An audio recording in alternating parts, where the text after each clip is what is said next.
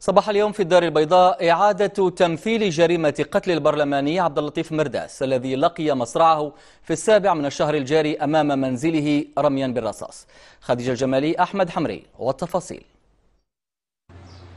بحضور عناصر المكتب المركزي للأبحاث القضائية والشرطة القضائية بولاية أمن الدار البيضاء والوكيل العام للملك ومختلف المصالح الأمنية والترابية، أعاد المشتبه فيه الرئيسي في عملية قتل النائب البرلماني عبد اللطيف مرداس تمثيل وقائع الجريمة التي تمت باستعمال سلاح ناري عبارة عن بندقية صيد وسيارة سوداء اللون أمام بيت القتيل بحي كاليفورنيا بالدار البيضاء.